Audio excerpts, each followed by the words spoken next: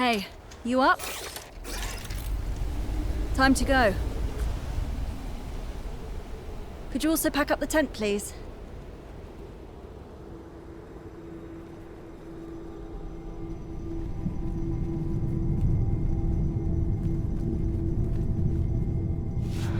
All right, let's start from here. If you're watching this video, I probably don't have to tell you that video games are in fact art. Art takes many forms, but is usually recognized in one of 7 categories: paintings, sculpture, literature, music, architecture, theater. While these help us put art into neat little buckets, it can't capture the full spectrum. Art can be made by an individual or a team of thousands, all working together to distill emotion, skill, and creativity to express themselves and make other humans feel something. In terms of art, video games are right up there with your big dogs. Your Picassos, your Michelangelos, your Anthony Gaudis. He's an architect, okay? Games can have the passion, creativity, technical skill, storytelling, emotional resonance, and any other artsy-fartsy word that you can think of. Now, this isn't to say every game has such artistic chops. Look at Resident Punching Bag Call of Duty as an example. All the technical skill in the world. Most of them have a story, and I'm sure there are plenty of passionate and insanely creative people working on those games.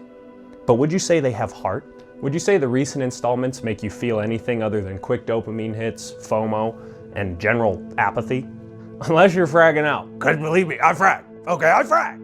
But once in a while, a game comes out that's got it going on. The skill, through creativity, the passion, the heart.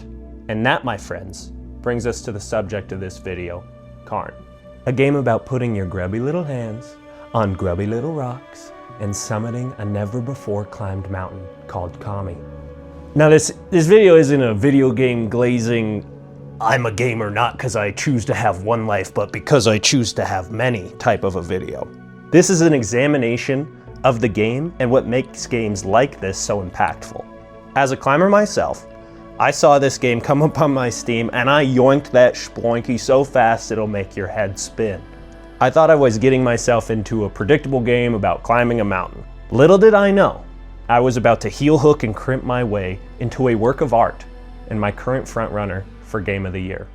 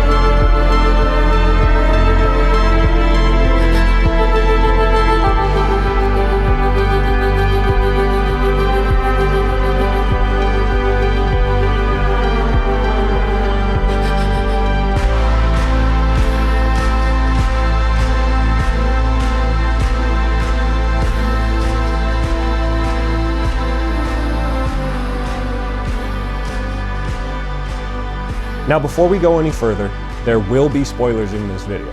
Now don't worry, mama, I'll give you a warning. All right, don't worry, sweetheart. If you have any interest in playing this game, come back to this video after you've already done it. I believe everyone should experience this shit, and I'd hate to spoil it for you. Okay, good enough, let's go. Now let's get one thing straight. Is Cairn the best game ever made? No.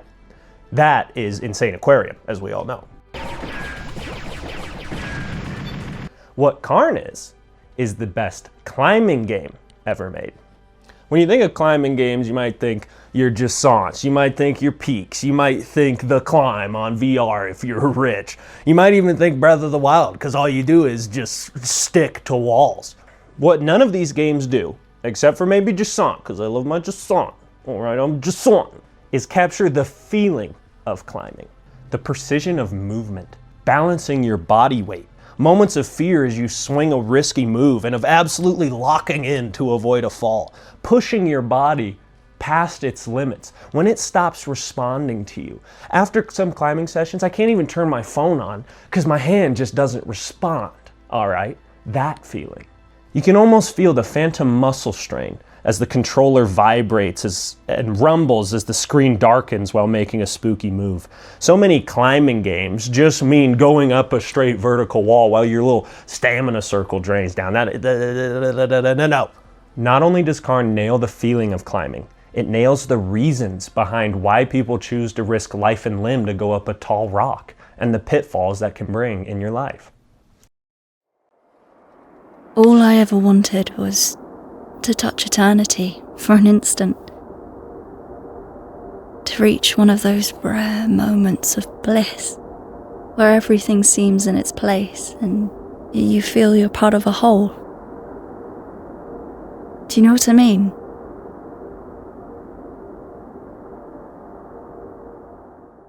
You play as Ava, a legendary rock climber at the peak of her career. No pun intended. She embarks on a journey to climb the never-before-summited Mount Kami. You start knowing absolutely nothing other than the ever-present feeling of, I must go up. Starting in the gym for the tutorial, you learn the basics and start your ascent right out the roof of the gym. There's a few walls to get you acclimated until the game reveals to you Kami herself.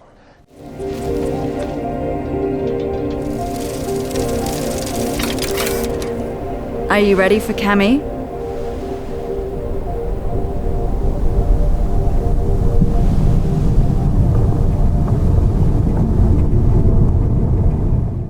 The peak climbs high into the distance, towering over all as you make your way across a land bridge while the game shows off its duds.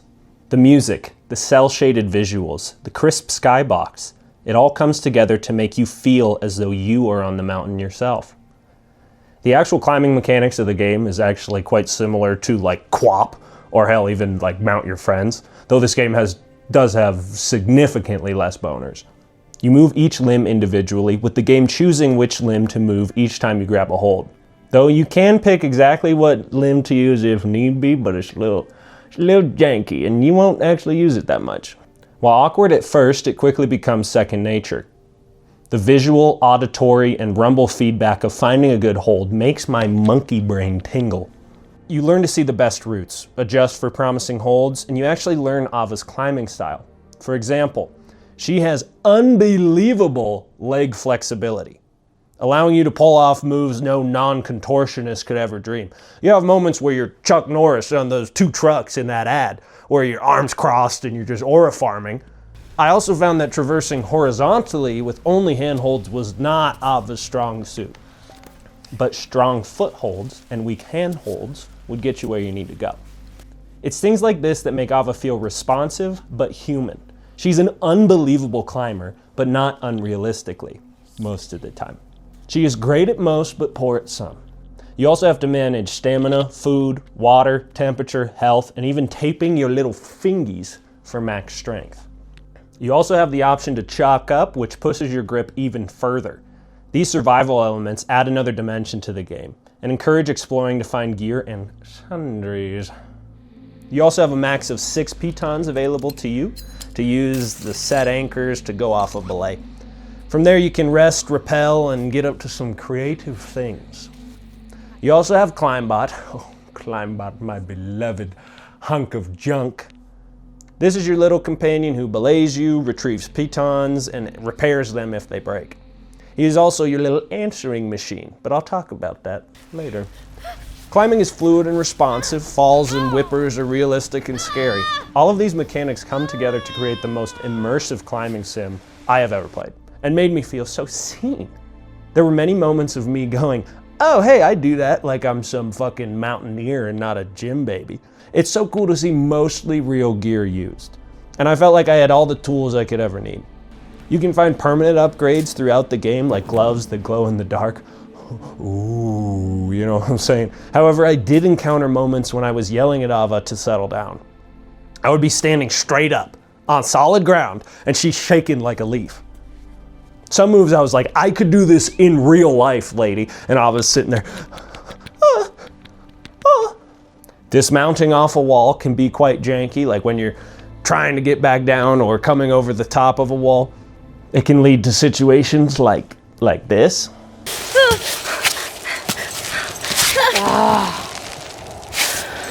Or this.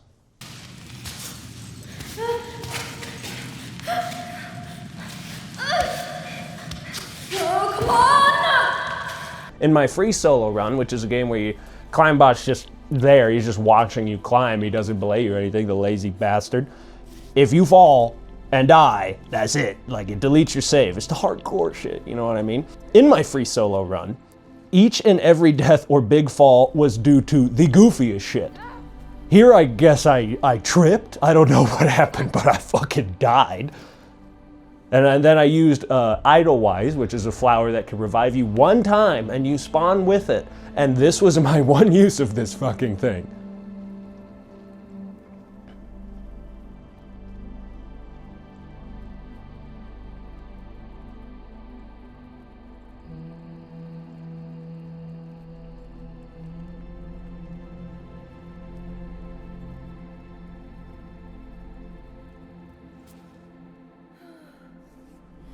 Then this one was Ava taking the express route down a well.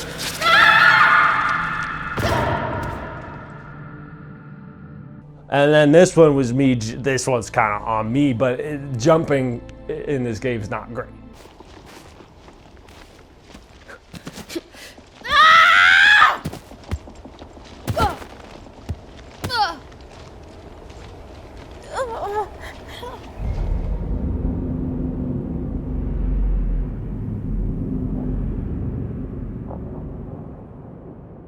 These moments can be annoying and finicky, but I imagine the devs will make adjustments to the climbing logic and sort a lot of this out. However, some jank will always remain. It's just kind of the nature of the beast because you're controlling a full human with one thumb.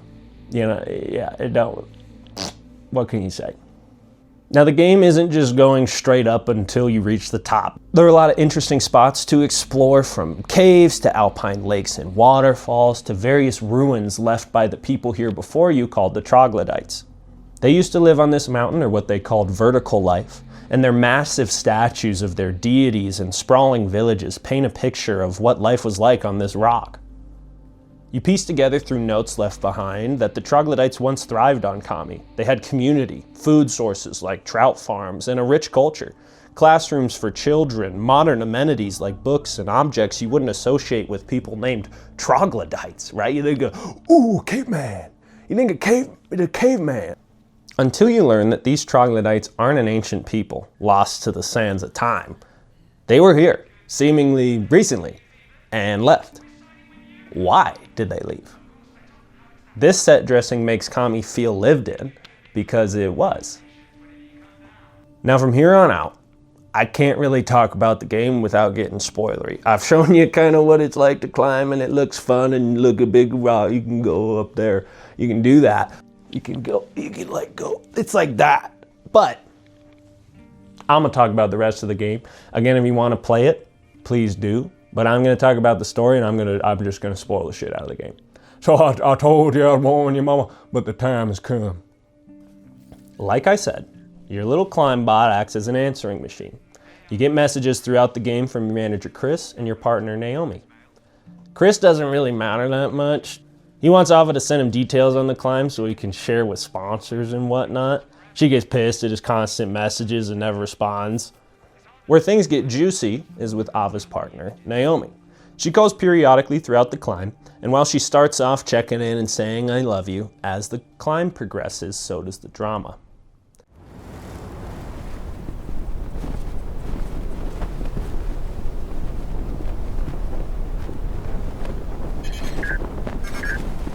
Play the message. Happy birthday to you. Happy birthday to you. Happy birthday,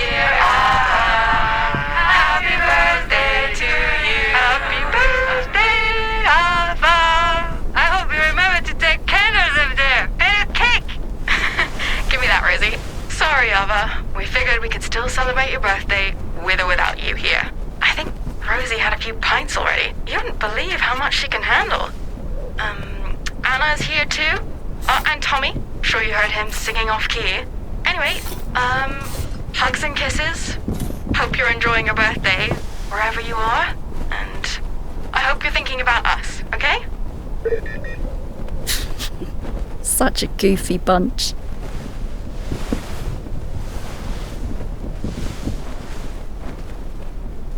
Happy birthday, Ava.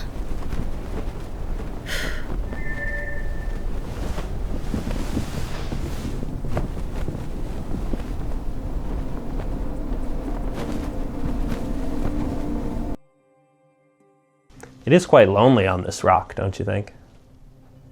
This is the first moment in the climb where the game makes you think about the why. Why is Ava dead set on this climb? Of course it's cool to climb a mountain, especially one that no one's summited before, but sacrifices have to be made. It's dangerous, she's alone, and she had to step out of her life for weeks at a time to make sure this climb could even happen.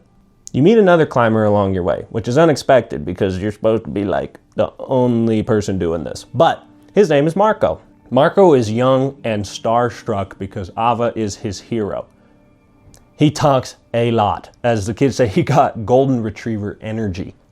He's very laid back and easygoing, a perfect foil to Ava's very determined, very rock hard exterior. You chat for a bit and continue on your climb. Now I'm gonna speak my piece here.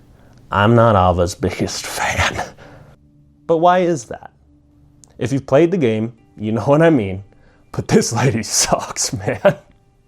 But in the most human and believable way. The only thing Ava seems to care about is the summit. She receives calls from Chris, but never even motions to respond. She gets loving messages from Naomi, but only cracks a brief smile before going right back to hands and holds. She is short with Marco, barely giving him the time of day. This is all excusable because you have to be laser focused on a goal like this. If you're easily distracted, you probably aren't going to get to the top of a never before climbed, mountaineer murdering death totem of a mountain like Kami. Speaking of detours, we come across a waterfall, and Ava decides it is time for a shit shower and shave without the shit and shave, just a shower. That's an easier way to say that.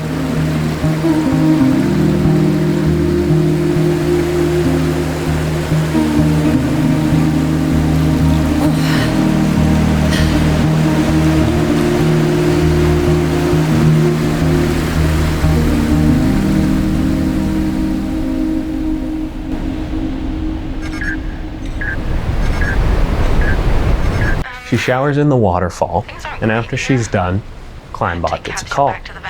What the call is Naomi, calling to tell Ava that their cat Capsule is sick. Naomi obviously wishes that Ava was there for both of them. Ava, upon hearing this news, seems saddened, but obviously not enough to turn around. And she's angry at Climbot for even daring to deliver her said message at such a wonderful time here in the fucking woods. Happy now, robot? You've ruined everything. Right, come on. Let's just get back on track. Whoa. Hey. It's nighttime now. And I'm in PJs. And that's kind of the whole story. Sue me. All right, here we go. It is these moments that peel back the curtain on who Ava is at her core. She does care about Naomi, and I'm sure has a very normal and well-adjusted life down on the ground, and probably loves her kitty. Yet it is clear in messages from Naomi that Ava is constantly doing this. Constantly looking for the next mountain, focused on pushing further and further. It gives the impression that climbing is all she truly cares about, and when not climbing, she's just going through the motions. Hell, she even seems to have a strained relationship with Climbot. Climbot is not unique to Ava. You find a few on Kami, usually near their dead owners, standing ever vigilant until their power cuts. Marco named his Sammy, and also asked what Ava names hers. And she hasn't, in the years that she's had it. This says to me that while Ava gets attached to things, she never truly lets them in. I mean, you've had a little robot dude hanging out with you, or dudette, and you don't even, for years, and you don't even think to name it Steven or Marissa or something. Shout out Steven and Marissa. I don't know any Stevens or Marissas. This is also reflected in a relationship, as seemingly she and Naomi have been together for a long time, but Naomi still doesn't know why Ava does this. It's clear from calls with her that the last mountain was supposed to be the last mountain, and that this one is now the new last mountain, but who's to say that this is the last mountain? You catch my drift? You continue onward, scaling impossible features, inching closer and closer to the summit as subtle changes in the environment reflect your ascent. You start to see patches of snow, vegetation grows more sparse, and the wall more daunting. You pass massive statues built by the troglodytes. You dart in and out of their abandoned homes, feeling the absence of their community. You can't help but wonder where the troglodytes went. Seemingly a thriving population of people who loved this mountain dearly have abandoned it. You come across rooms well lived in, but not a soul to be found. You come across drawings left on the walls depicting their struggles and their victories. Kami was their home, but they couldn't ignore the growing society below. Living on Kami had its benefits: solitude, beautiful mountain air, and freedom. Yet were they missing out on being a part of society? Now, this is often the opposite of what we hear from those in society. Usually people want to bust out and go live in the woods somewhere. And it's interesting to see the mirror image of that. You come to what seems to be a council chamber for the troglodytes. Walking in, we find a big chalk bag, which is cool, lets us hold more chalk. But inside, we learn more about why the troglodytes chose to come down. They saw the world building around them, and here they are stuck up on this mountain, numbers dwindling, all in pursuit of climbing Kami. And they made the decision to come back down, to join horizontal life, and to face the challenges of learning a completely different culture head on. Leaving the village, you climb a massive face and begin working your way up. After a lot of climbing, you crest onto a beautiful valley with a crystal clear lake teeming with trout. After catching a few for later and taking in the sights, you see that Marco has set up his tent there as well. He invites you inside for miso soup, which Ava initially declines but soon takes him up on. I mean, who can deny miso soup? Marco talks about how he's had his fill and can't wait to go down. Ava is shocked to hear this. She grills Marco about how if he doesn't believe he can summit, why is he here at all? She tells him that if he doesn't believe he can, he won't, and he should go back down. What a lovely person to be around. Marco has the perspective of your average climber, right? He goes up, he climbs around on rocks, he comes down to his van and watches fucking Suits on his laptop. To Ava, this isn't enough. There has to be more to it than just a hobby. Marco asks why Ava does this, and this does give Ava pause. The best feelings of freedom, pleasure, and meaningfulness I've ever felt, they came to me when I exceeded my limitations. Those fleeting moments when I'm not in the mountains, but I am the mountain. Why do I get the feeling you've rehearsed this answer a million times? Well, that's usually the first question I get in an interview. Every damn interview. Ah, how original. She recites a well-practiced line that she uses in interviews all the time. To hammer this point home, you are awakened in the middle of the night by Marco. Peeking your head out of the tent, you are awestruck by the northern lights in all their splendor. Showcasing the raw beauty of nature, you feel part of the grand design, one with the mountain, the night sky, and the dancing lights. Ava whispers to Marco, this is why. See, this is exactly why. I know. When all we have is this moment, and everything else in the world disappears. I know.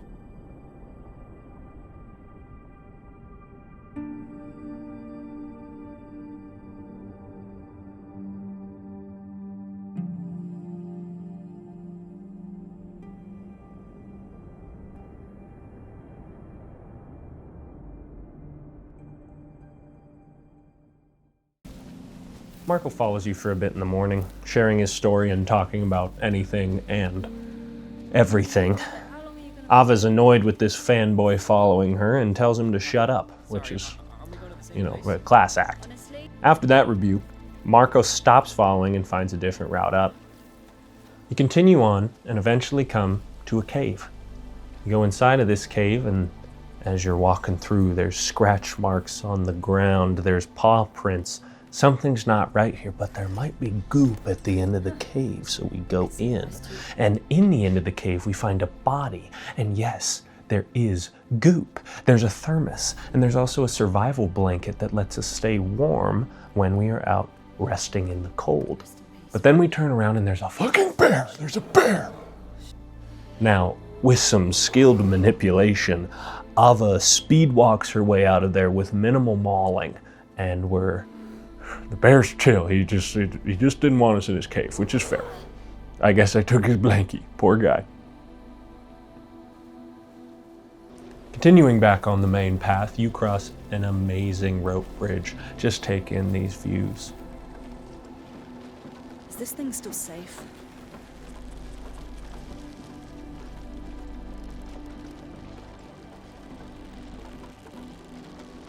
These skies are like nowhere else.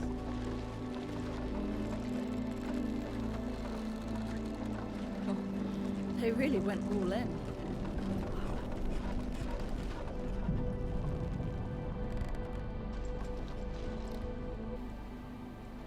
Going down to the statue, we find a sanctuary inside, a rite of passage for the troglodytes who came before.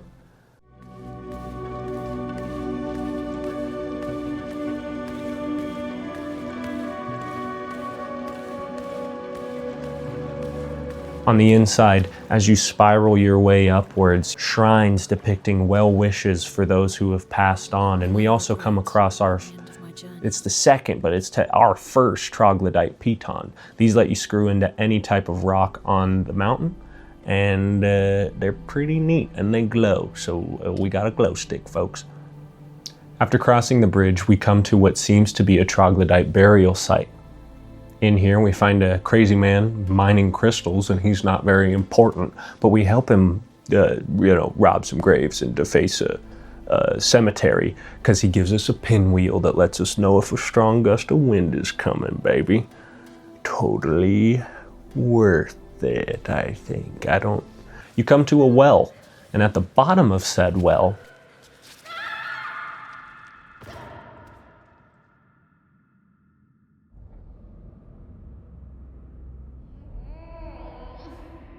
you find the bodies of the other miners that Crazy Ass has killed, and a big water jug. Just wanted to have you here for that, I don't know. Continuing through the crystal cave, we come to a long crawl, and it's very claustrophobic, and I don't like it. And then at the end, you get stuck, and you have to wiggle your sticks, but you barely make it out.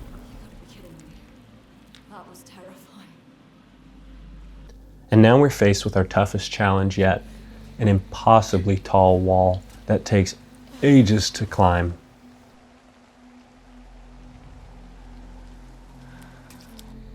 Halfway up this intense climb, Climbot plays a message. Ava's pissed that the bot would play the message and distract her from her climb. Stop beeping right now. Stop it! I need to focus! Why, Ava? I keep asking myself that question. It's just stuck in my head. Why? Why did you leave? Why do you feel the need to climb that big, stupid rock? Why does it affect me so much? Capsule died 2 days ago. He was only 9 years old, can you believe it? He still had a nice life ahead of him. He spent his last night at the vet.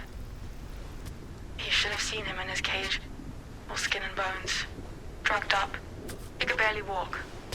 But he recognized me, Ava, and he tried to snuggle up to me.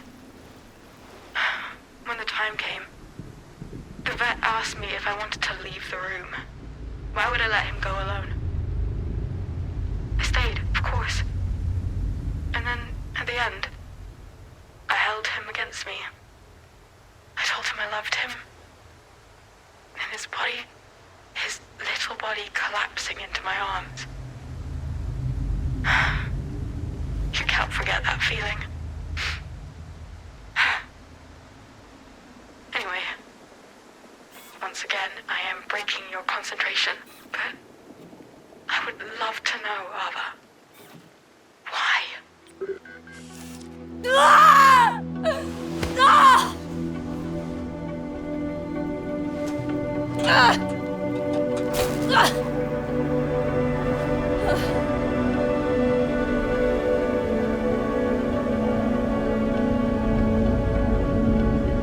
She doesn't get it. She doesn't get any of it. She asks you why. Why are you doing this? Why abandon those you love to go climb a mountain alone? Naomi was there with Capsule in her last moments in the vet's office, but what is clear is that Ava was not, and was greatly missed.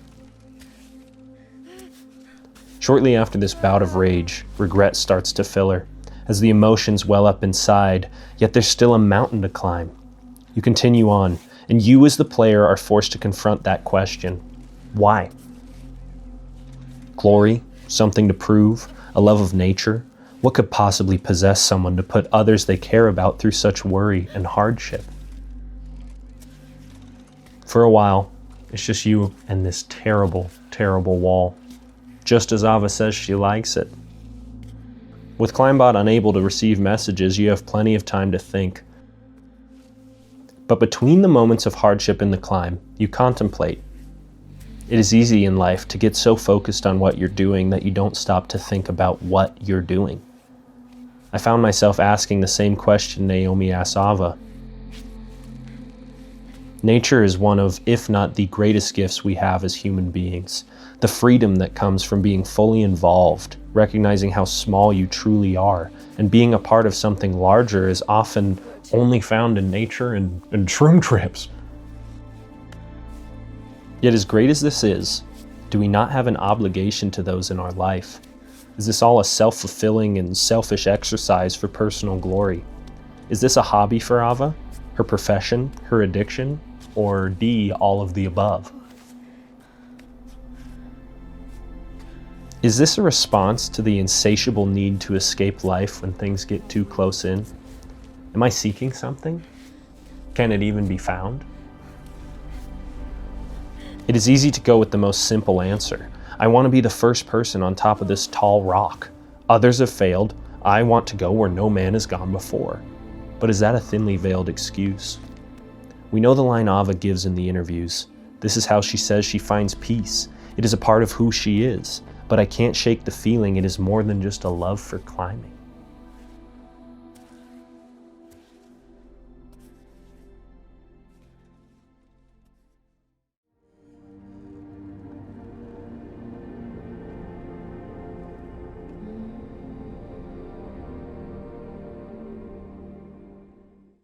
Eventually, you reach the next camp with Marco. The snow is truly building now, and the wind is becoming a factor to worry about. Marco wants to celebrate how far you've come with an unknown bottle of booze he found in a cave. Sounds great, buddy. You share a night of bonding. Marco muses if people who don't climb could ever understand. Can people who don't climb really understand it? Are they able to feel even a tenth of what it's like to be on the wall? To have got over an incredibly hard crux? Or to hold your entire body between your thumb and your forefinger? The adrenaline when you pound a piton from an unstable position, or the wind lashing against your tent walls, making you wonder if the carabiner is gonna hold. The wind at all time, at every moment. The wind and the rock. The wind and the rock. Wind and the rock, dude. After Ava falls asleep, we are thrust into a dream sequence of walking down a rainbow. As you walk, more and more figures appear, rocks that smile cheerily, almost too cheerily. Distorted, evil, smiling figures of the carvings the troglodytes made. The figures multiply and blow past you. a dancing Pika in clothes jumping from side to side. A Cuphead-looking ass Kami flexes in the distance, taunting you and showing its strength, yet also blowing kisses.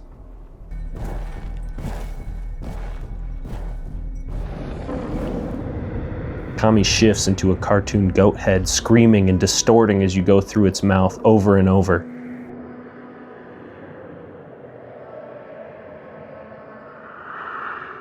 Eventually, the rainbow ends in a cold, dark vet's office. There on the table, you see Capsule, sick, dying, and alone.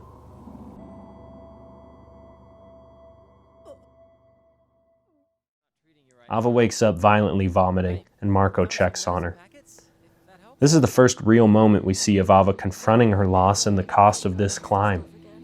Now, what was this trip or dream trying to tell us? Well, for my Jungians out there, you know how batshit crazy dream analysis can be, but I'll give it my best shot.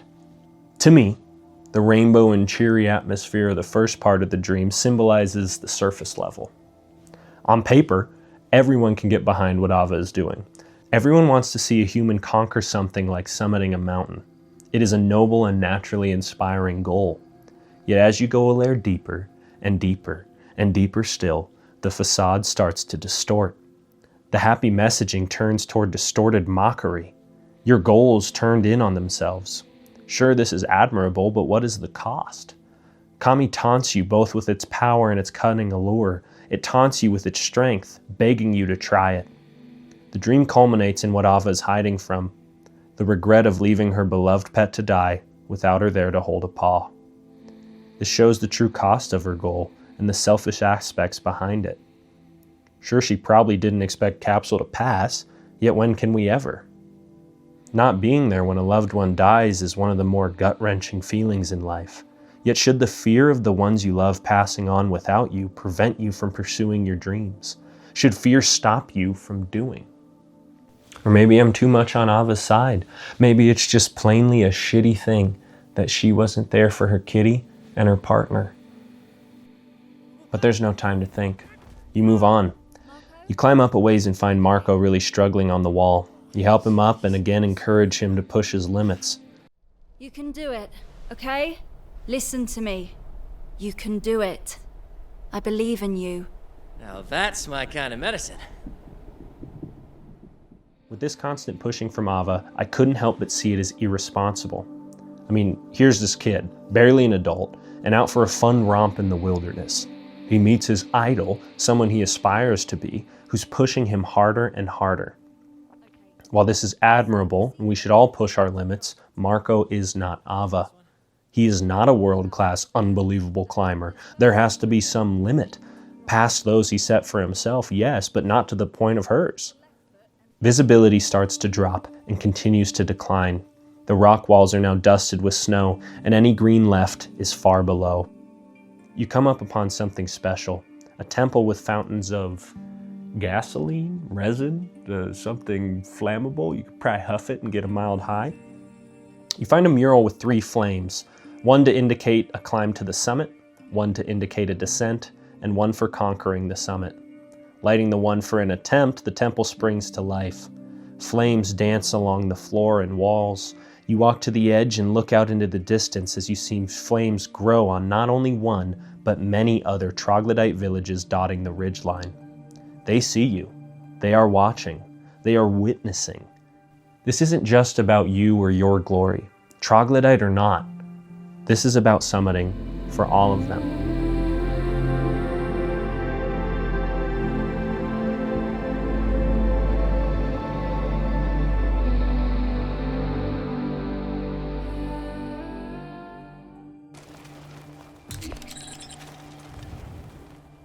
You leave out of the temple and begin to climb the needle, a tall spire that needs slaying. Halfway up, you find yet another lost soul, skeletonized in a coal crevice, clutching an edelweiss flower they sought to heal their friend. You're coming with me, hot stuff.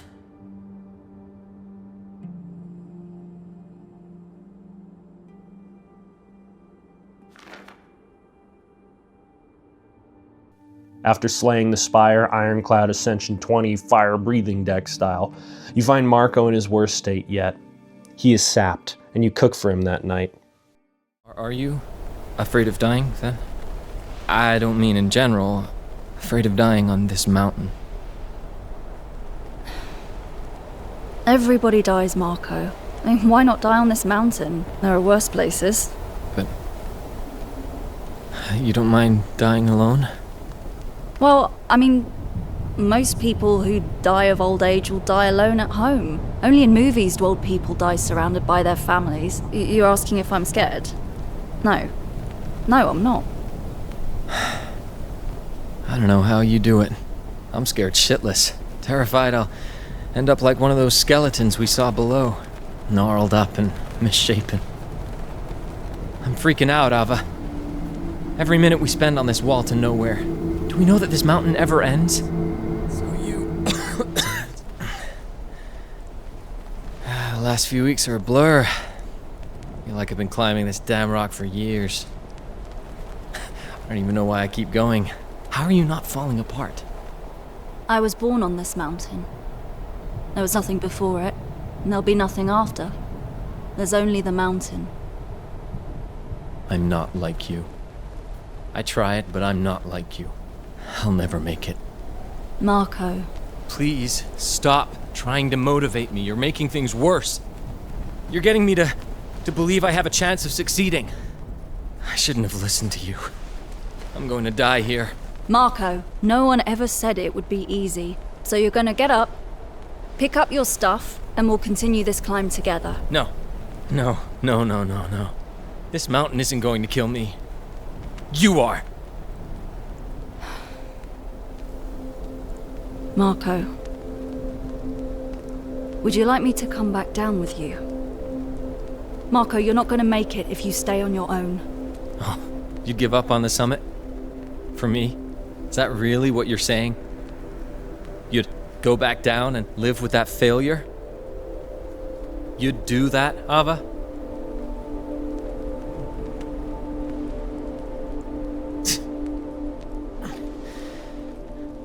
I'm going to bed. Morning comes, and Marco is gone. We have no choice but to continue. For those who come after, am I right? Am I right, gamers? I'm alone in my apartment. Ava suits up into her puffy high-altitude gear, and we unlock ice climbing, and ooh, oh yeah. Another note of praise I have to sing for this game is the ice climbing. It absolutely nails it. The feeling of finding the perfect spot in the ice to sink your axe deep again tickles my monkey brain. The muffed swings that bounce and take more time to sink in mimic real life, and how every moment is precious and can cost you a fall. You scale using a mix of traditional climbing and ice climbing.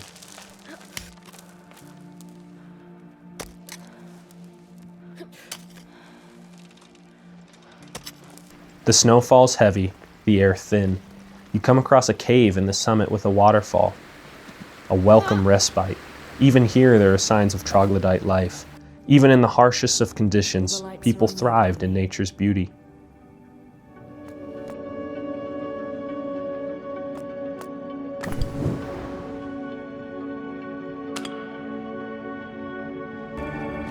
All right. It's a new day, a new fit, and wet hair. Finally, you come to a cave. And who's there to greet you but Marco? Inside this cave is a fire, a kitchen, and seemingly much more. Marco invites you in and says there's someone you should meet. Grandpa. Marco has made the decision to go back down, and there's no talking him out of it. OG Grandpa enters the scene and gives us some grub. Grandpa is clearly a climber. Even wearing the classic mountaineer glasses, he's covered in scars and says that he knows who Ava is even before Marco came. Ava recognizes him as her hero, Damas Alfatri.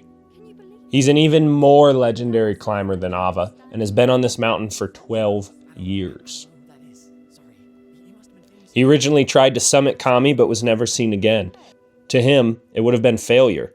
He didn't summit. But if I remain on the wall, even in between, That means I haven't given up completely. I need to hold on to that hope. Or else, I'll go insane. He's played this game before. He tried and failed many times to summit. He takes us outside and tells us that our journey ends here. In his years on this rock, he's seen plenty of hopefuls just like us, and there are two outcomes. They go back down, or they die. You pan the wall, seeing its unbelievable jagged edges. Ice falls and avalanches happen regularly. Bodies strewn about, some left hanging from their ropes like discarded puppets.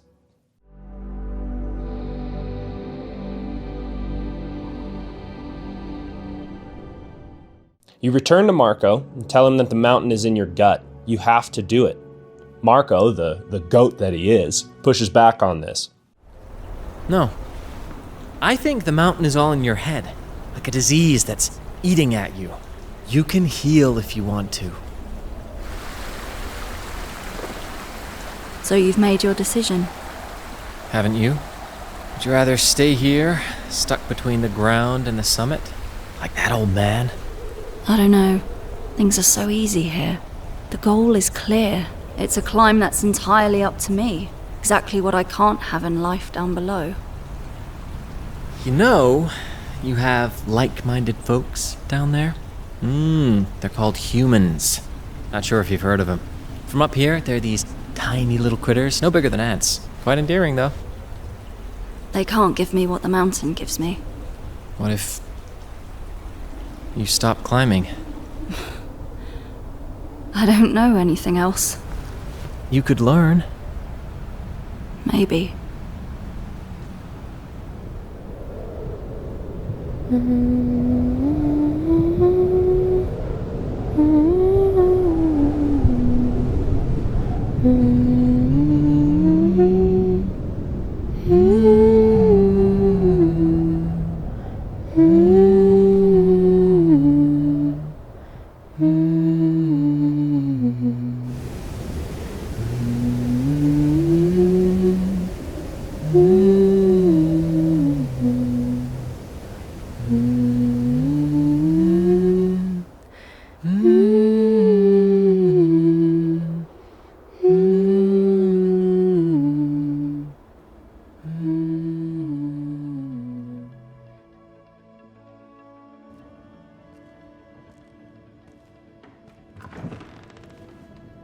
Marco tells Ava something she needs to see before she makes her decision.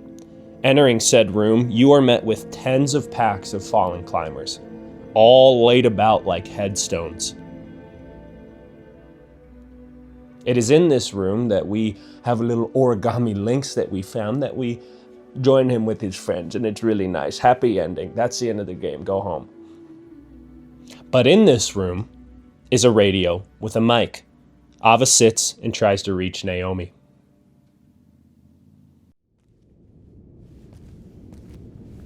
Do you know if it works?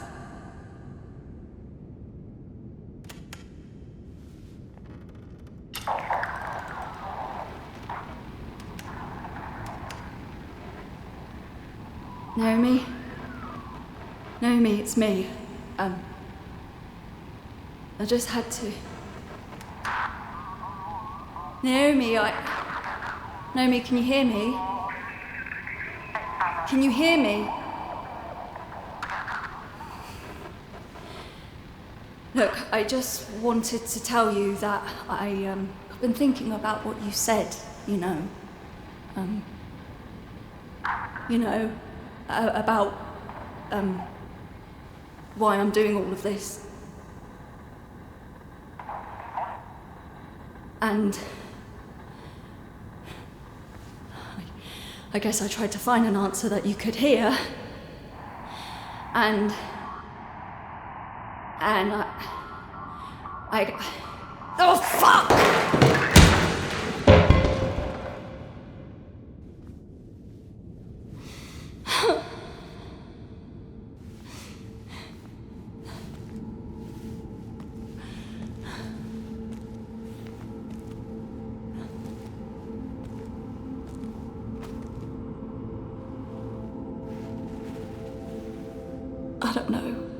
I don't know why. wish I knew. I don't.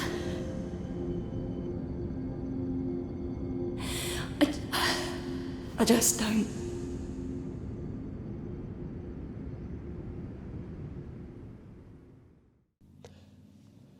And there you have it. All of the questions about the why, only to find out Ava herself doesn't even know. There is a why, of course, but maybe not one that's communicable. Why is often the most important yet difficult question in life. We start out in life seeking the why behind everything, like a 4-year-old who won't stop asking questions. Why? Sometimes the why isn't a thought. It isn't clear. It isn't even rational. Sometimes it is simply an internal imperative. Is this why beyond our reach? Is distilling it and getting to the bottom of it something we can never do? Or is it a matter of a lack of thought, understanding, and knowing? An unexamined life is not one worth living. That's Socrates, known smart guy of ancient Greece. Yet isn't this irrationality of going through life, achieving goals we don't know why we set, part of what makes us human? Or does Ava know why and is too scared to confront it? Could the why be the danger? The thought that she could die here might just be a form of comfort for Ava and precisely what she wants. Could she admit to herself that she wants to die? If that was the case, why not throw herself off the mountain right now? Because she both does and doesn't. Like the wall, she's clinging to this life, hoping that at the top of the next phase she finds peace.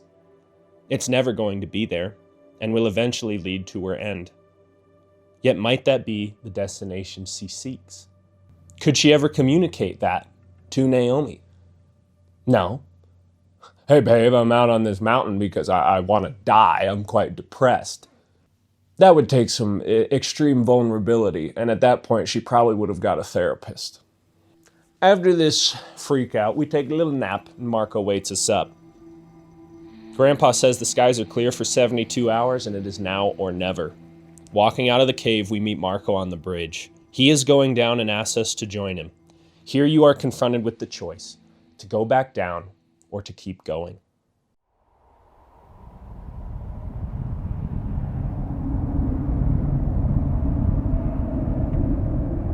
In my first playthrough, I chose to continue. Every part of me knew I should go back down, but I couldn't. I came this far, I was seeing it through. You might find this odd after everything I've said so far about having people at home and all that, but don't you feel it though?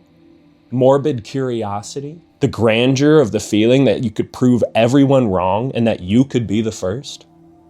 I know you want to see me climb this shit, okay? We'll do the other ending, just settle down.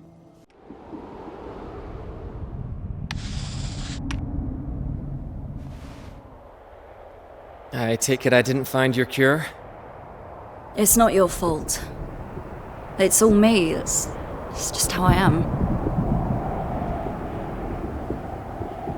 Do you think we'll ever meet again? Yes. We'll face even harsher conditions up there. The cold, the lack of oxygen. I can do it, Marco. Okay. Then I'll wait for you in the valley. So, it's time for farewell. The time and the place, yeah.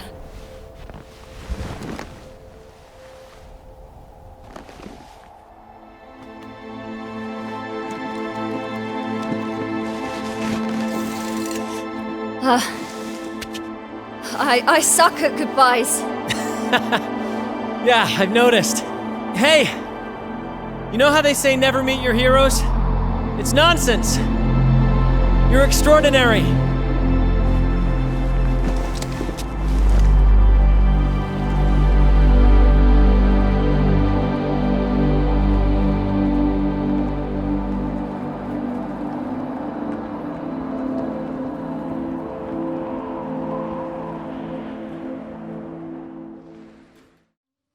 We return to talk to Grandpa as he's holding a rifle. He shoots down the climbers who are strung out, dead, or dying, allowing them peace and a place of dignity on the mountain. You have the option to shoot, and of course I quickscope ladder stall that shit first try. Boom! After one last conversation, you tell Grandpa that you're built different and are going up. And he doesn't like that, but what can he say? You're built different. You won the argument. And guess what? You climb. You climb hard. This wall is unforgiving and the toughest you've faced yet. Yet you endure. You force your way up the mountain. This isn't climbing anymore. This is everything. Towards the top, tragedy strikes. Fuck! Come on!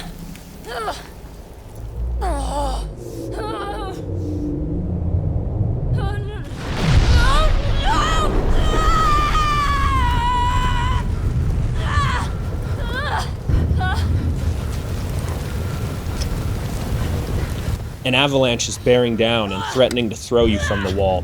There's no time to rest, no time to think. Get the hell up or be killed. Shit,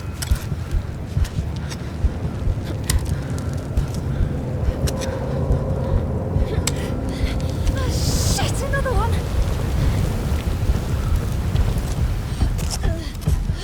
Hurry up, Barbara! Watch out! Another one!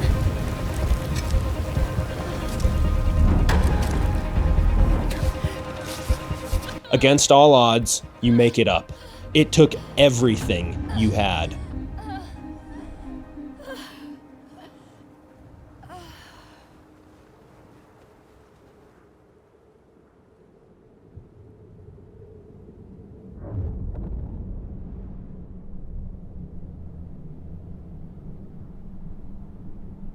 Your life is halved, your food, water, and temperature bars reduced to scraps. You pass out and awake in a fever. Climbot seemingly pulled you into your tent. The little goat is smoking and in rough shape, yet okay to continue. You slog on, movement slowed to a crawl. The peak looms above you, yet within reach. You see someone in front of you, a dark shape moving up the mountain. Hey! Hey, you! Hey! You, over there! You climb more, each moment terrifying. You see the specter again just out of reach.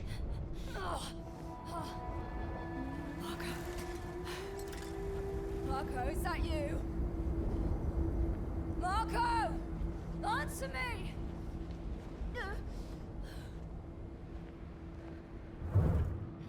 Wind howls, snow blinds, and Climbot stops.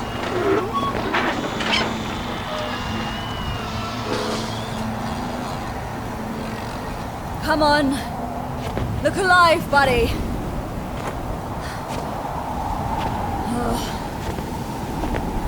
Let's get back to it. Come on!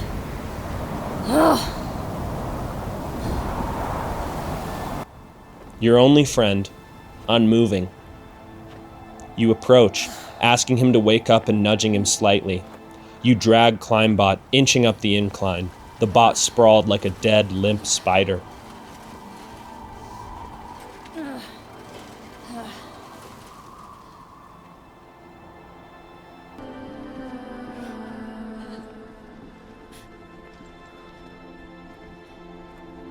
You climb, his weight dragging yet necessary. You will not leave him behind. Yes, it's a he now, okay, I named him Mark. Suddenly, Climbot jolts back to life, just in time to make it to the next camp. We find a camp, and on the inside we lay down, and who's there to greet us but an apparition of Marco singing to us about how he's gonna cook us some with good marinated grub. mushrooms and soft-boiled eggs. You do eat eggs, right? Ava wakes up and Marco disappears. We are tripping ass.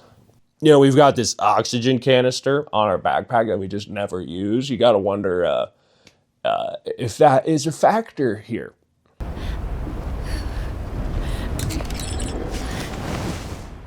I'm not gonna make it. Let's stop here, okay? I give up. Let's just go back down.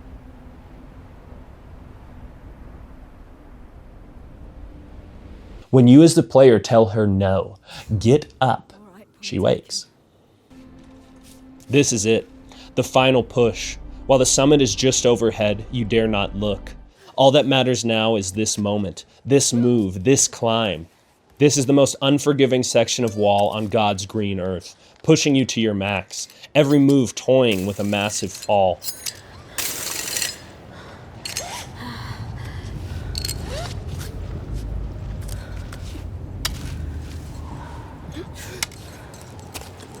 You ascend more, higher, higher.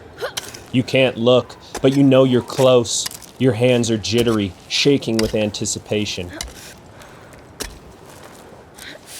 Then, you stop. Hey! What are you doing? Hey! Hunk of junk! Turn back on! We're almost there, I can feel it!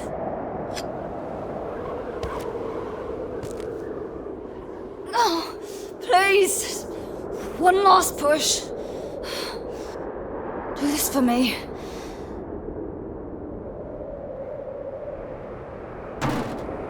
Don't do that to me. Turn back on. Come on! Piece of trash, just get to work! I'm not asking much of you. Do your job! Turn back on! On! No.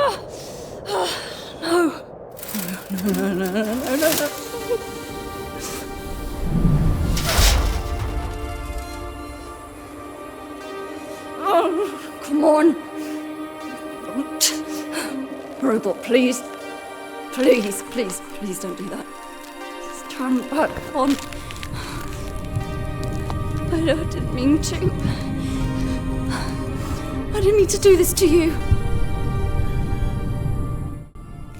Climbot, brave Climbot, is not moving. Regret fills you as you look down at its hanging little robot corpse. This is your only friend on this mountain, and the only hope you have to belay you off after you reach the summit. It becomes clear in this moment, this is it. You are faced with the option to continue or cut the rope. Of course we continue. What psycho cuts the rope? Are you fucking kidding me? Come on.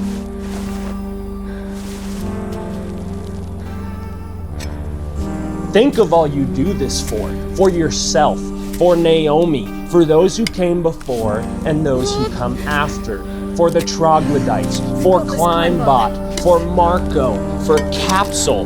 Failure is not an option. Not now, never.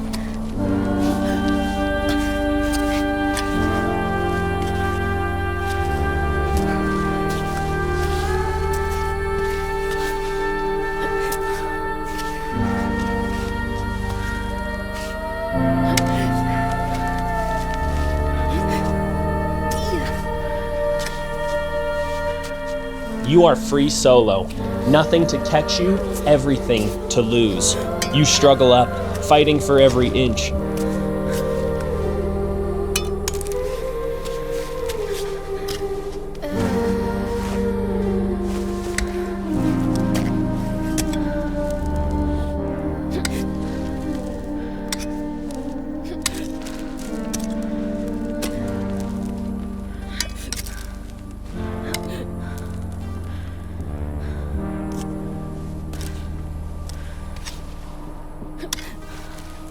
Then you see it, a flat top and a gentle incline. You are spurred on as you fight for your life, and then you do it. You reach the top.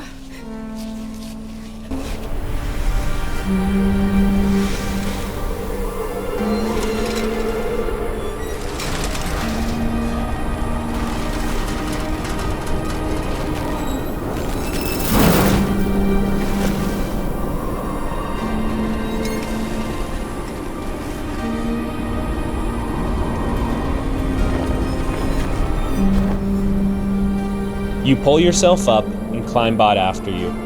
You pick up his metal corpse and and carry him in a hug. It's quiet. The wind has died. No clouds interrupt the view of the night sky, for you are above the clouds.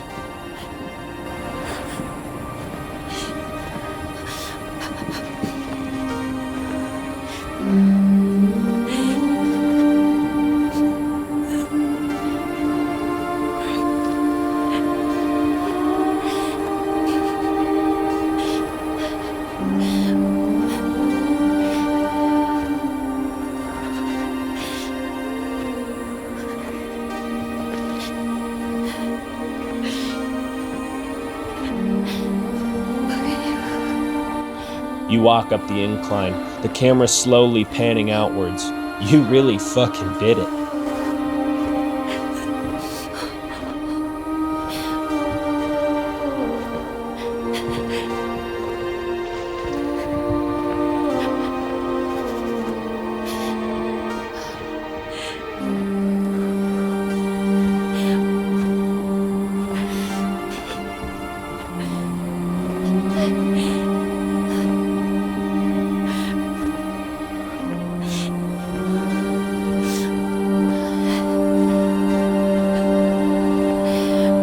There is nothing close to rivaling your elevation.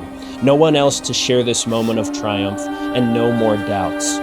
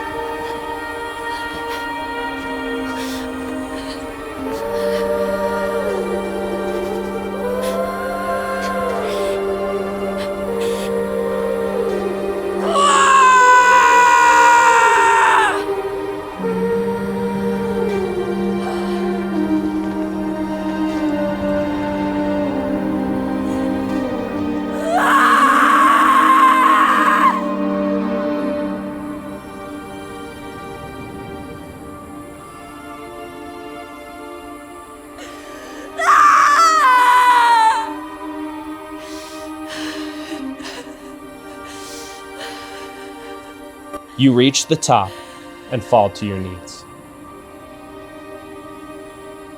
There is no other option. There never was. As soon as you made the decision to continue, your fate was sealed.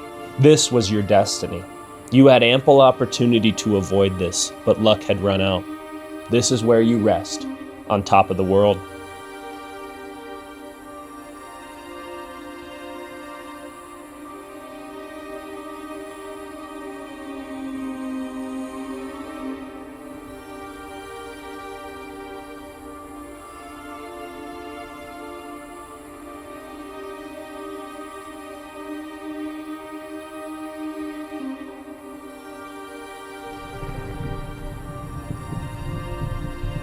The only thing left now is to become part of a whole. And so, you join.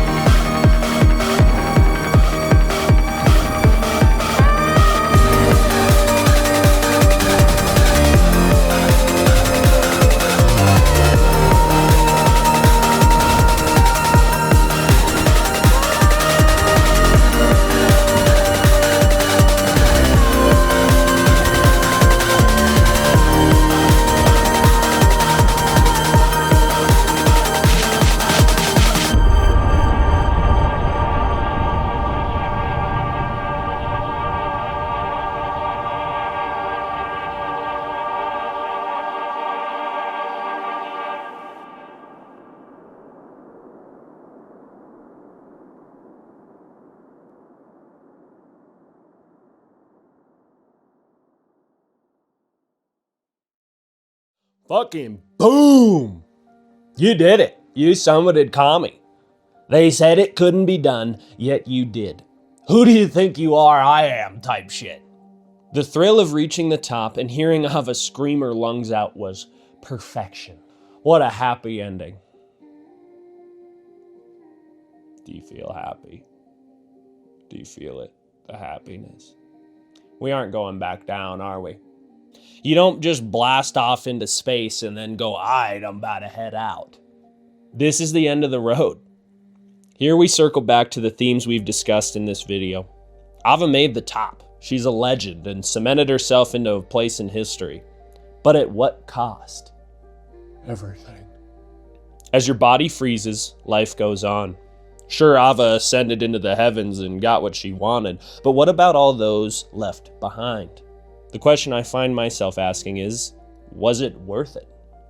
Part of climbing a mountain no one else can climb is that obviously no one else is gonna climb it.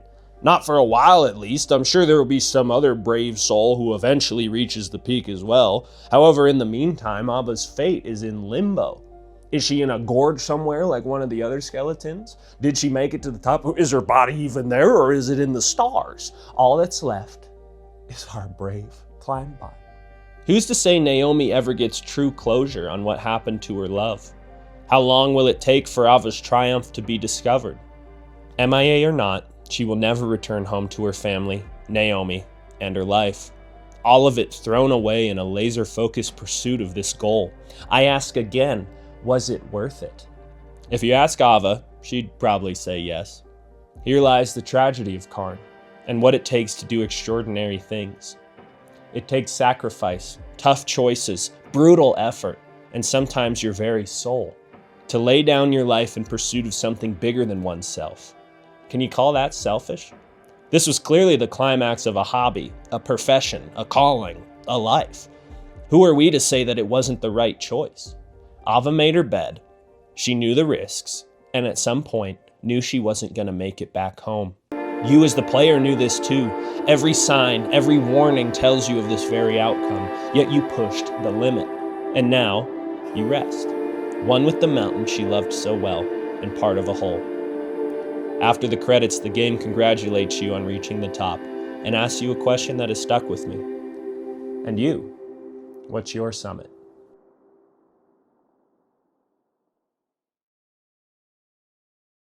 Now, believe it or not, that's actually the more happy interpretation of Ava's summit. There's something to be said here about depression. This was an angle I hadn't even thought about until watching SkillUp's review of Cairn. Shout out SkillUp, if you don't know, now you know. Ava is a mix of emotions throughout the whole game. She doesn't seem to care about those who love her. She doesn't seem to find joy in things and prefers to be alone. She is here on Kami, alone, knowingly not communicating with those who care. This isn't just an obsession. This climb is a death wish, and Ava knows that. That may be exactly why she's here. She knows there isn't a mountain after this. She knows the sacrifices she's making to do this climb. She knows the danger. It was on my follow-up playthroughs that this became more clear.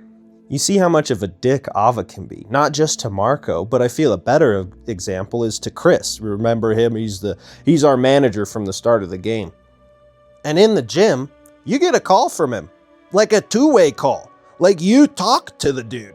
So that says to me, has Ava had the opportunity to call all of these people back and has chosen not to? I mean, as you go up the mountain, sure, reception gets worse, but has she had the option to respond this whole time? Not only this, Chris supplied her with a camera, and at the start of the game, we find it smashed, showing to me she never had any intention of taking photos for her sponsors or bringing back those photos in the first place. This and her refusal to communicate with anyone about the true nature of this climb makes it clear that Ava has no intention of coming back down. You see moments where she rises above these insidious thoughts, soft moments where her eyes reflect the inner turmoil, where you can see the sadness well up and the facade crumble until the climb continues. This cycle continues until we reach the point of no return, the top, the cold, lonely summit. There's nothing to distract, no noise but the wind blowing and Ava's heavy breathing. Here, alone on this rock, she does what she came here to do. Die. I found myself asking at the summit, okay, when do we go back down, you know? Like, climb boss broke, I can free solo, we can get down. Only to realize that was never an option. Maybe the other option was too scary. To confront the deep sadness, loneliness, and anger inside takes strength. Perhaps more strength than it takes to summit Kami. In the end, through this show of strength, Ava proved she wasn't strong enough. Maybe strong isn't the right word, but brave. Brave enough to explore an alternative, to go against what she knows and to find something new. She says this is all she knows, but she's clearly suffering. If all you know is suffering, it can be hard to even imagine a world outside of that. Yet that doesn't mean it isn't there. It just means you haven't taken the steps to search. We as the player have a hand in this too. We had the opportunity to choose differently, the knowledge to know better, yet here we are, cold, dying, and alone. Yet where does the joy of the summit come from? If this truly was the goal for Ava to die on this mountain, she achieved that goal. She knows it is time to let go, time to be free from all that is weighed on her, and so she climbs into the stars, leaving all of the suffering behind. But before she does, there is no joy. There is no exhilaration. She is stone-faced. She is sad. Yet she goes on, knowing there's no going back down.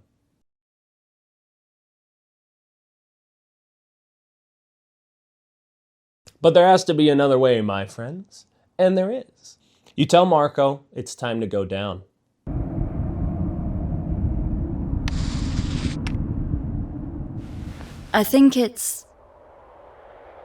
Yes. I think it's time I came down. Maybe I've spent a little too much time with the rocks.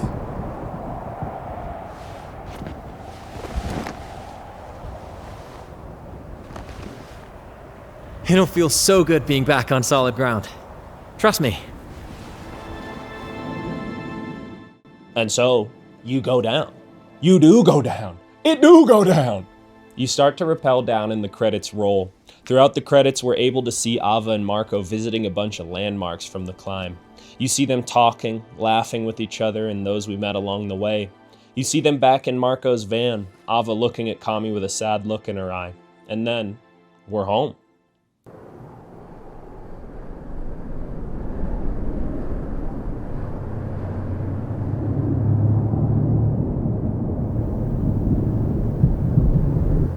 Ava! Ava! Huh? What did you say? Everyone's arrived. Well, except Marco. He's on the way. You're coming? I'm coming.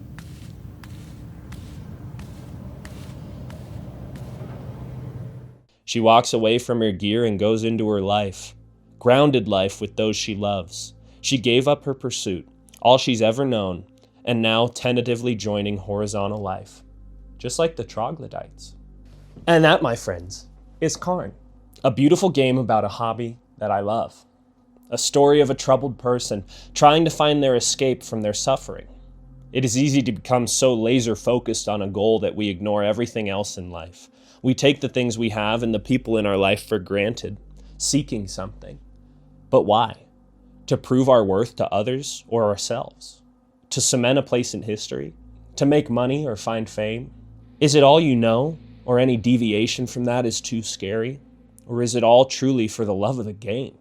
No one could say Ava is a bad climber, and hasn't already struck out a place in history even before climbing Kami. So what was it then? An addiction? A passion? Both? We see what the end of the road entails. She can do it. You can summit the mountain. But the price you pay is your life. You incur that toll on those around you and deprive them of having more of you in their lives and them in yours. But what if that was exactly the point?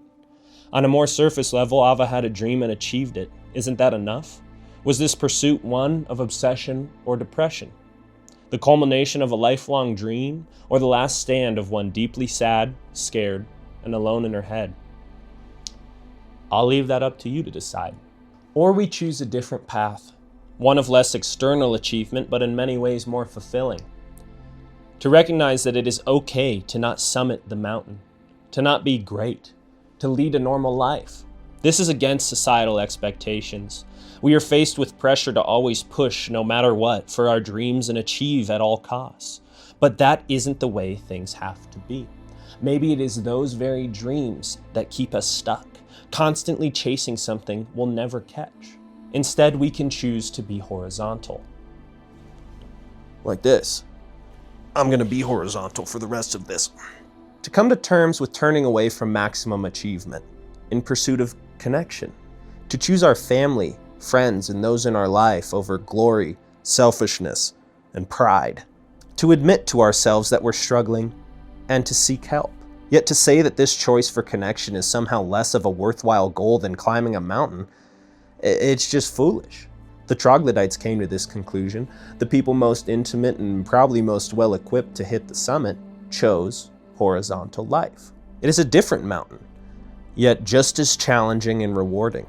To choose to be there for people, holding their hand through the tough parts in life, is something indescribable. It is not fear of not being there that should keep us in the lives of those we care about, but conscious choices. The peaks are just as high, and the valleys can be just as low.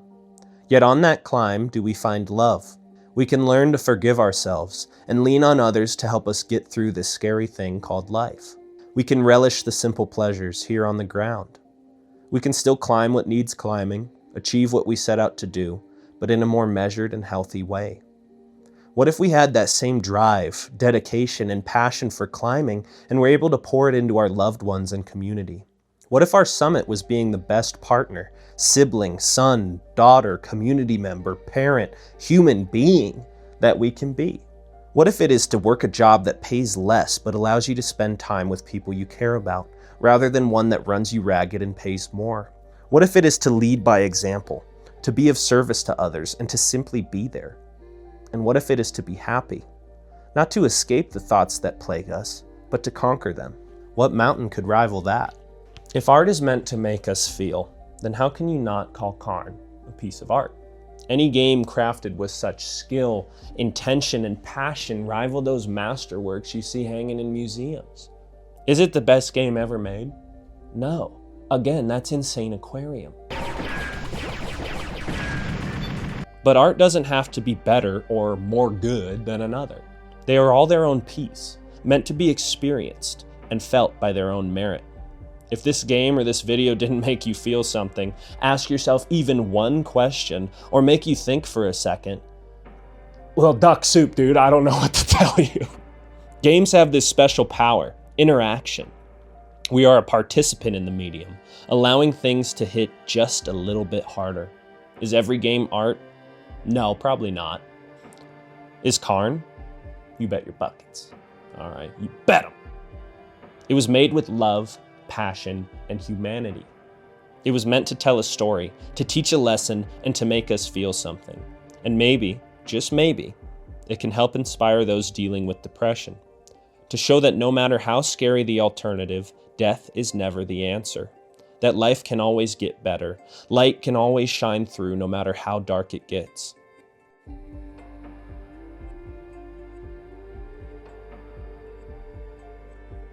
I can't thank the game bakers enough for putting this out into the world. If you've made it to this far into the video, thank you. The scope of this video got completely out of control, and we're sitting at probably over 45 minutes to an hour at this point. I appreciate you taking the time out of your day to spend it with my dumb ass sitting here in front of a couch talking to you. I clearly had a lot to say, and I would love to continue this discussion in the comments. Let me know what you think about Cairn. If there's anything you took from it that I missed. There's actually a lot that I cut out that I could have touched on. And in making this video, I have even more thoughts. And if you ever want to see me do a free solo attempt and not die at the fucking needle, not even climbing, just doing dumb shit, let me know. But I want to end off with the same question the game asks you. And you, what's your summit?